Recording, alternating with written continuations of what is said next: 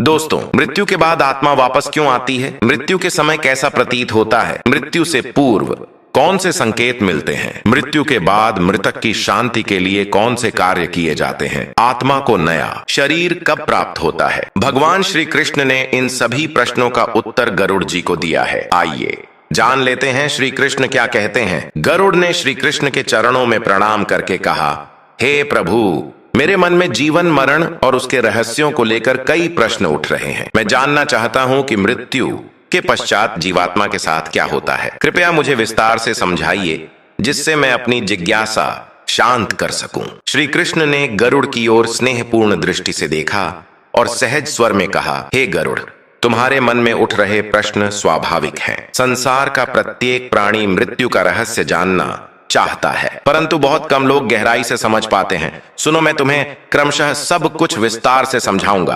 पहले तो यह समझो कि मृत्यु केवल देह की होती है। आत्मा अजर अमर है। जिस प्रकार मनुष्य पुराने वस्त्रों को त्याग कर नए वस्त्र धारण कर लेता है, उसी प्रकार आत्मा पुरानी देह को त्याग कर किसी अन्य देह में प्रवेश करती है। यह परिवर्तन मृत्यु कहलाता है, परंतु वास्तव में यह केवल रूपांतर है, न कि पूर्ण समाप्ति। गरुड़ ने पुनः विनम्रता पूर्वक सिर झुकाया और पूछा, हे दामोदर, आप कह रहे हैं कि आत्मा अमर है, परंतु मैं यह जानना चाहता हूं कि मृत्यु के बाद वास्तव में क्या होता है। मनुष्य के प्राण निकलते ही उसकी आत्मा किस लोक में जाती है और वह कौन से अनुभवों से होकर गुजरती है?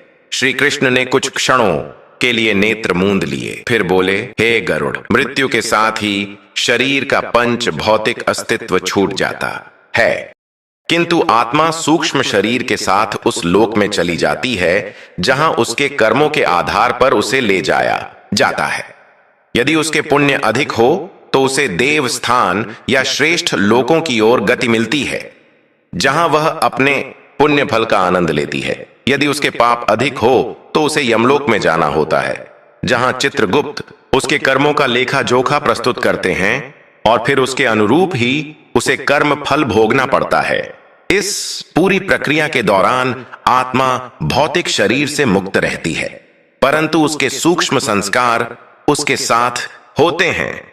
अतः जो भी उसने जीवन में सोचा किया या अनुभव किया, उसका प्रभाव उस पर बना रहता है।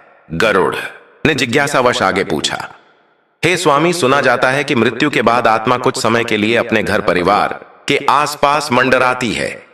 लोग कहते हैं कि मृतक की आत्मा घर लौट आती है और अपने प्रियजनों से संवाद स्थापित करने का प्रयास करती है। क्या यह सत्य है? यदि हां, तो ऐसा क्यों होता है? श्री कृष्ण ने गरुड़ को समझाते हुए उत्तर दिया, हे गरुड़, वास्तव में मृत्यु के पश्चात आत्मा तुरंत ही किसी और लोक में स्थापित नहीं हो जाती। अधिकांश स्थितियों में आत्मा को कुछ अवधि तक एक प्रकार की मध्य अवस्था से गुजरना पड़ता है। वह अपनी गहन इच्छाओं, आकर्षणों और संबंधों से मुक्त नहीं हो पाती। शरीर का त्याग हो जाने पर भी मन और बुद्धि के सूक्ष्म संचय उसी आत्मा के साथ बने रहते हैं। यदि किसी आत्मा को अपने परिवार या घर से अत्यधिक मोह हो या वह अचानक हुई मृत्यु से अचंभित हो, तो वह आत्मा स्वाभाविक रूप से उन परिचित स्थलों पर आकर्षित होती है जहां वह जीवन भर रही। इसलिए कई आत्माएं मृत्यु के बाद कुछ समय तक अपने घर परिवार के आसपास ही रहती हैं, मानो वे अंतिम बार उनका दर्शन करके कुछ अधूरे कामों को पूरा करना चाहती हों। यह मोह माया का ही एक स्वरूप है जो आत्मा को बांधे रखता है, किंतु यह स्थिति स्थायी नहीं होती, क्योंकि कुछ समय बाद प्रकृति के नियम उसे अपने कर्म फलों की ओर अग्रसर कर देते हैं। गरुड़ ने विस्मित होकर दूसरा प्रश्न उठाया, हे जगन्यता, तो क्या मृत्यु के समय मनुष्य को बहुत कष्ट होता है? यह भी कहा जाता है कि मृत्यु के अंतिम पल अत्यंत कष्टदायक या कभी-कभी अत्यंत शांत होते हैं। मैं जानना चाहता हूं कि वास्तव में मृत्यु के क्षणों में मनुष्य को क्या प्रतीत होता है। श्री कृष्ण ने एक गहरी सांस लेकर कहा, हे गरुड़, मृत्यु का अनुभव प्रत्येक मनुष्य के लिए भिन्न भिन्न होता है। जो मनुष्य शांत चित्त से ईश्वरीय स्मरण में रत रहकर जीवन व्यतीत करता है, उसे मृत्यु उतनी ही सरल लगती है जैसे एक शयन से दूसरे शयन में जाना। उसके मन में ना भय रहता है, ना ही कोई क्लेश। किंतु जो लोग पाप बुद्धि से जीवन जीते हैं, उनके लिए मृत्यु के क्षण अत्यंत भयावह प्रतीत हो सकते हैं। उनका मन अनेक प्रकार के आतंक और पछतावे से भर जाता है। उसी भय के कारण वे मृत्यु के समय घोर संताप भोगते हैं। इसके अतिरिक्त यदि देह में कोई गंभीर रोग या पीड़ा हो तो वह भी मृत्यु को कष्टदायक बना सकती है। परंतु आध्यात्मिक दृष्टि से देखा जाए तो आत्मा देह त्यागने के क्षण में एक प्रकार की शांति का भी अनुभव कर सकती है, विशेषकर तब जब उसने पूर्व में ईश्वर के प्रति समर्पण कर रखा हो या पुण्य कर्मों से अपना अंतःकरण शुद्ध कर लिया हो। गरुड़ ने आगे निवेदन किया, हे प्रभु, आपने बताया कि मृत्यु का अनुभव भिन्न भिन्न प्रकार का हो सकता है। मैंने यह भी सुना है कि मृत्यु से कुछ समय पूर्व मनुष्य को विशेष संकेत मिलते हैं। क्या यह सत्य है? यदि हां, तो वे संकेत कैसे होते हैं और मनुष्य उन्हें क्यों नहीं पहचान पाता? श्री कृष्ण मुस्कुराए और बोले, हे गरुड़, प्रकृति बड़ी ही रहस्यमयी है। जब किसी मनुष्य की मृत्यु निकट होती है तो शरीर और मन में परिवर्तन आरंभ हो जाते हैं। कई बार ऐसा होता है कि व्यक्ति को स्वप्न में अजीब दृश्य दिखाई देते हैं। कभी उसने देखा कि उसे किसी अपरिचित लोक की यात्रा के लिए बुलाया जा रहा है, कभी वह अपने दिवंगत परिजनों को देखता है। साथ ही शारीरिक लक्षण भी होते हैं, जैसे भोजन में अरुचि बढ़ती जाती है, चेतना धीरे धीरे क्षीण होने लगती है और कई बार हृदय में एक अनजानी सी व्याकुलता उत्पन्न हो जाती है। मनुष्य के आसपास रहने वाले लोगों को भी उसके व्यवहार में असामान्य परिवर्तन दिख सकता है, जैसे वह अचानक बहुत शांत हो जाए या अकारण किसी से क्षमा मांगने लगे या अपना सामान बांटने की इच्छा प्रकट करने लगे। ये सभी संकेत मृत्यु के आसन्न होने का सूक्ष्म संकेत देते हैं, किंतु अधिकांश मनुष्य या तो इन संकेतों को अज्ञानवश नजरअंदाज कर देते हैं या उन्हें समझ नहीं पाते। जो जागरूक होते हैं वे इन संकेतों को पहचान कर जीवन की अंतिम घड़ियों में भी धर्म का अनुसरण करके अपनी आत्मा को शुद्ध करने का प्रयास करते हैं। गरुड़ ने कुछ पल मौन रहकर फिर प्रश्न किया, हे वासुदेव, अब मैं जानना चाहता हूं कि जब मनुष्य की मृत्यु हो जाती है तब उसके परिजन उसकी शांति के लिए विविध अनुष्ठान, श्राद्ध, तर्पण आदि क्यों करते हैं? क्या वास्तव में मृतक की आत्मा को इन कर्मों से शांति मिलती है या यह केवल सांस्कृतिक प्रथा है? श्री कृष्ण ने गरुड़ के प्रश्न का गंभीरता से उत्तर दिया, हे गरुड़, जिन कर्मों को तुम श्राद्ध, तर्पण, पिंडदान इत्यादि नाम से जानते हो, वे केवल सांस्कृतिक प्रथाएं नहीं बल्कि सूक्ष्म जगत से जुड़े महान वैज्ञानिक और आध्यात्मिक उपाय हैं। जब आत्मा देह त्याग देती है तब भी वह अपने कर्म बंधन और मानसिक संस्कारों से जुड़ी रहती है। यदि उसके पास कोई अतृप्त इच्छा हो या वह किसी पाप या दोष के कारण पीड़ित हो तो उसे आगे की यात्रा में बाधा अनुभव हो सकती है। यही कारण है कि परिजन मंत्रों, पवित्र आहुतियों और दान पुण्य के माध्यम से उस आत्मा के लिए शुभ संकल्प करते हैं। इस प्रक्रिया में जो दान या हवन आदि किया जाता है उसका सूक्ष्म परिणाम उस आत्मा तक पहुंचता है और उसे शांति प्रदान करता है। साथ ही यह सभी अनुष्ठान परिजनों को भी मानसिक रूप से संतोष देते हैं, क्योंकि वे अपने दिवंगत प्रियजन के प्रति अपना कर्तव्य निभा रहे होते हैं। अतः इन कर्मों का एक भौतिक पक्ष भी है और एक आध्यात्मिक पक्ष भी, दोनों ही अत्यंत महत्वपूर्ण है। गरुड़ ने जिज्ञासा से और विस्तार चाहा, हे जनार्दन, सुना जाता है कि आत्मा को नया शरीर पाने के लिए भी कुछ समय लगता है। क्या यह समय निश्चित होता है या आत्मा के कर्मों के आधार पर भिन्न भिन्न हो सकता है? मैं यह भी सुनता हूं कि कुछ आत्माएं शीघ्र ही पुनर्जन्म ले लेती हैं, जबकि कुछ लंबी अवधि तक किसी लोक में रहती हैं। कृपया इस रहस्य को थोड़ा और स्पष्ट कीजिए।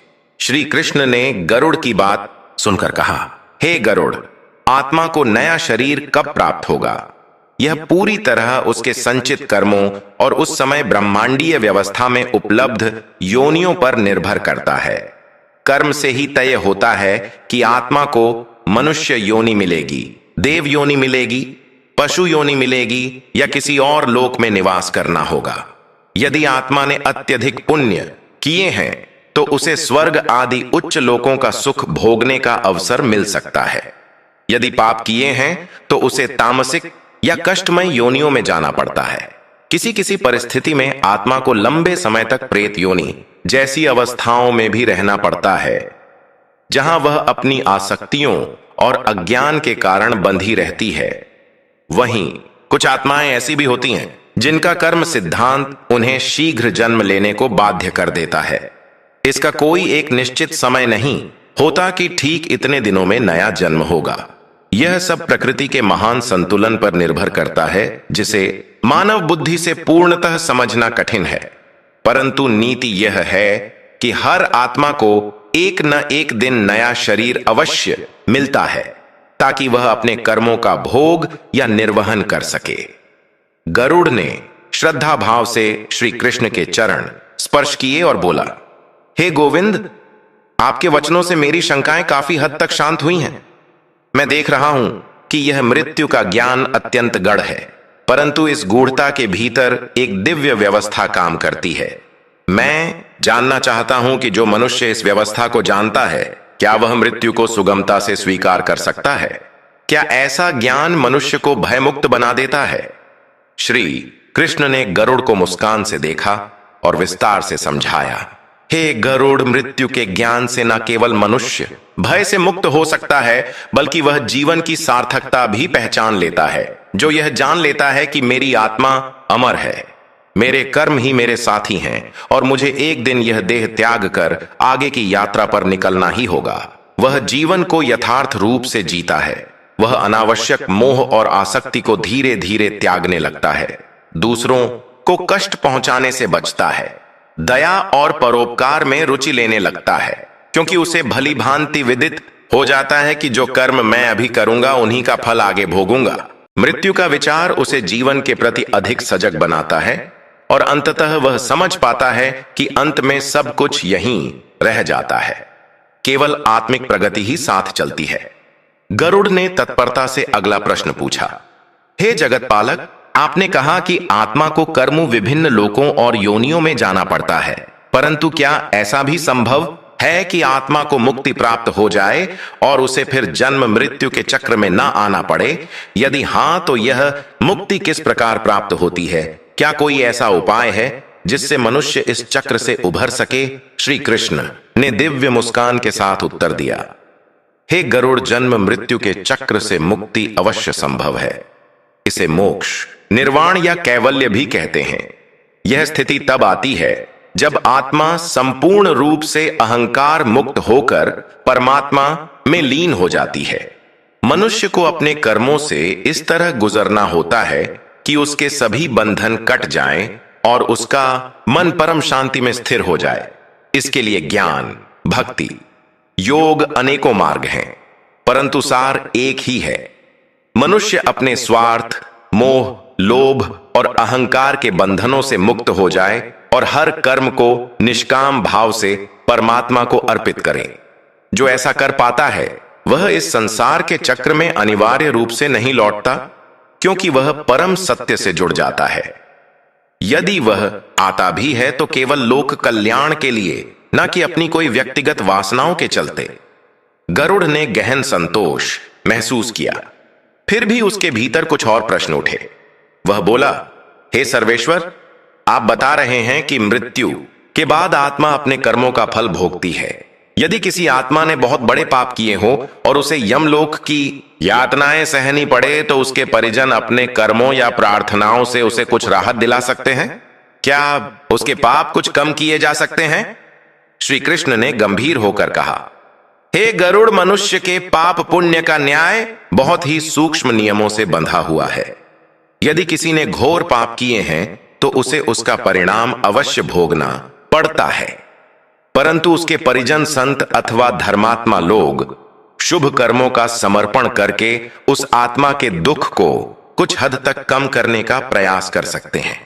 विशेष रूप से श्राद्ध, तर्पण, ब्राह्मण भोज, दान, यह सभी क्रियाएं मृतक आत्मा तक पहुंचती हैं और उसे ऊर्जा प्रदान करती हैं, जिससे उसकी मानसिक यंत्रणा कम हो सकती है। लेकिन यह भी सत्य है कि पूर्ण रूप से उसके कर्मों को मिटा देना संभव नहीं होता, क्योंकि स्वयं उस आत्मा को भी सच्चा प्रायश्चित और पश्चाताप अपनाना आवश्यक है, चाहे वह देह त्याग के पश्चात ही क्यों ना हो। ईश्वर की कृपा बड़ी अपार है, किंतु कर्म का विधान भी अटल है। अतः परिजनों की प्रार्थनाएं और शुभ कर्म उस आत्मा के लिए सल बन सकते हैं, पर अंतिम मुक्ति आत्मा को अपने अंतर के विकास से ही मिलती है। गरुड़ ने कुछ क्षणों तक गहरा चिंतन किया, फिर अगला प्रश्न उभरा।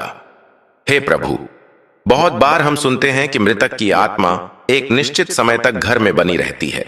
उदाहरण के लिए कुछ परंपराओं में कहा जाता है कि आत्मा 13वें दिन तक या कुछ समय तक उसी घर में रहती है जहां उसका शरीर था। क्या यह सत्य है? और यदि हां, तो उन 13 दिनों का क्या महत्व है? श्री कृष्ण ने विस्तार से समझाया। हे गरुड़, अनेक शास्त्रों में उल्लेखित है कि आत्मा मृत्यु के बाद लगभग 10 दिन से लेकर 13 दिन तक उसी क्षेत्र में भ्रमण करती रह सकती है जहां उसका भौतिक शरीर रहा था, क्योंकि उसने अभी पूर्ण रूप से नए लोक की यात्रा आरंभ नहीं की होती। इसी अवधि में अनेक अनुष्ठान जैसे गरुड़ पुराण का पाठ, हवन, प्रार्थना, पिंडदान आदि किए जाते हैं, जिनसे आत्मा को यह समझ आ सके कि अब उसका पूर्व देहधारी जीवन समाप्त हो चुका है और उसे आगे बढ़ना है। यह समय आत्मा के मोह माया के छूटने का काल भी होता है। 13वें दिन किए जाने वाले संस्कारों का उद्देश्य यही होता है कि आत्मा नई यात्रा पर निर्बाध रूप से जा सके और परिजन भी उसके ना रहने के भाव को स्वीकार कर आगे के जीवन का प्रारंभ करें। हालांकि यह समयांतर अलग अलग परंपराओं में थोड़ा बहुत भिन्न हो सकता है, परंतु मूल भाव वही है, आत्मा को प्रस्थान करने का और परिजनों को समायोजन करने का उपयुक्त काल। गरुड़ ने अपनी लंबी चोंच को हल्का सा झुकाकर कहा, हे द्वारिकाधीश, यह सब जानकर मन में एक प्रश्न और उठता है। आपने बताया कि आत्मा कर्मानुसार अगला जन्म धारण करती है, परंतु क्या ऐसा हो सकता है कि एक आत्मा घर पर कुछ समय तक रुकी रहे और परिजन उसके गर्भवती होने की प्रतीक्षा करें ताकि वही आत्मा उस परिवार में पुनर्जन्म ले? कभी कभी लोग यह मान लेते हैं कि हमारे घर में पैदा होने वाला शिशु हमारे दिवंगत पूर्वज का पुनर्जन्म है। क्या यह विचार ठीक है? श्री कृष्ण ने गरुड़ के प्रश्न पर मुस्कुराते हुए उत्तर दिया। हे गरुड़, असाधारण परिस्थितियों में ऐसा होना संभव है कि एक आत्मा उसी कुल में पुनर्जन्म प्राप्त कर ले, परंतु यह कोई सामान्य नियम नहीं है। यह बहुत हद तक उस आत्मा की इच्छाओं, कर्मों और परिवार की सामूहिक गति पर निर्भर करता है।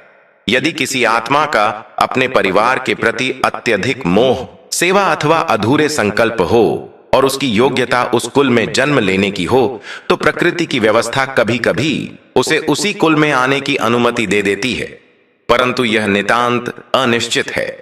कोई भी व्यक्ति यह निश्चित रूप से नहीं कह सकता कि अमुक जन्मदाता ही वही पुरानी आत्मा है, जब तक कोई ठोस प्रमाण या दिव्य संकेत ना हो। प्रायः यह भी होता है कि परिवारजन भावनाओं और संयोगों को देखकर यह मान लेते हैं। सत्य तो यह है कि भगवान की माया अनंत है और कब कहां किस आत्मा को नया जन्म मिलेगा, यह केवल सर्वज्ञ परमात्मा ही भली भांति जानता है। गरुड़ ने तत्पश्चात कुछ क्षण रुककर एक और प्रश्न रखा। हे लोकनाथ, आपने विस्तार से बताया कि आत्मा को नया जन्म कर्म अनुसार मिलता है, लेकिन मुझे यह भी जानना है कि क्या आत्मा के लिए मानव योनि ही सर्वोत्तम है?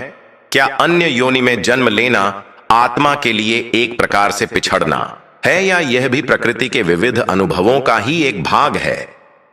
श्री कृष्ण ने गरुड़ को धैर्यपूर्वक उत्तर दिया। हे गरुड़, मानव योनि को देवताओं और अर्षियों ने सर्वोत्तम इसलिए कहा है क्योंकि इसी योनि में मनुष्य को विवेक, संकल्प और विचार की स्वतंत्रता मिलती है, जिससे वह अपनी आत्मा का विकास कर सकता है। अन्य योनियों में भी आत्मा अनुभव लेती है, परंतु वहां वह प्रकृति द्वारा निर्धारित अधिक कठोर नियमों से बंधी रहती है। उसमें वह स्वतंत्रता नहीं होती जो मानव योनि में है। अतः यदि आत्मा ने मानव जन्म प्राप्त कर लिया है तो यह उसके लिए एक सुनहरा अवसर है कि वह धर्म, ज्ञान, भक्ति और सत्कर्म के मार्ग पर चलकर अपने आप को ऊपर उठा ले। किंतु ऐसा न करने पर यदि वह स्वार्थ और पाप की ओर बढ़ जाए तो कर्म उसे निम्न योनियों में भी जाना पड़ सकता है, जिसे पिछड़ना ही माना जाएगा, क्योंकि वहां उसे आध्यात्मिक उन्नति का सहज अवसर नहीं मिलेगा।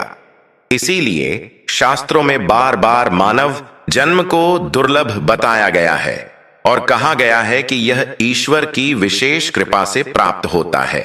गरुड़ ने अपनी पंखों को हौले से फड़फड़ाया और कहा, हे मधुसूदन, इतना गढ़ ज्ञान प्रदान करने के लिए आपका असीम धन्यवाद।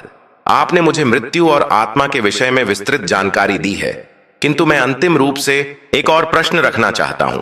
जब मनुष्य को ज्ञात हो जाता है कि उसकी मृत्यु निकट है तो उसे किस प्रकार का आचरण अपनाना चाहिए ताकि वह शांतिपूर्वक प्राण त्याग सके और आगे की यात्रा शुभ हो?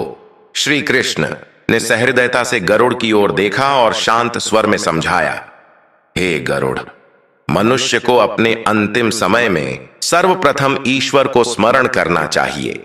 अपने स्वजनों से राग द्वेष को त्याग कर प्रेम पूर्वक विदा लेनी चाहिए, और यदि उसने किसी के प्रति कोई अन्याय या कठोर व्यवहार किया हो तो यथासंभव क्षमा मांग लेनी चाहिए। इससे मन हल्का हो जाता है और आत्मा निर्भर होकर अपनी यात्रा आरंभ करती है।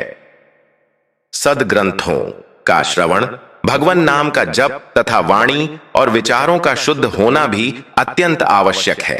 मनुष्य को विकारों से बचना चाहिए, जैसे क्रोध, लोभ, ईर्ष्या। इनसे मन दूषित होता है और मृत्यु के समय भी कष्ट होता है। इसके अतिरिक्त अपने शरीर का मोह छोड़ना भी श्रेयस्कर होता है, क्योंकि यह नश्वर है। आत्मा को पहचान कर उसके अमृतत्व का चिंतन करने से मृत्यु की पीड़ा बहुत कम हो जाती है।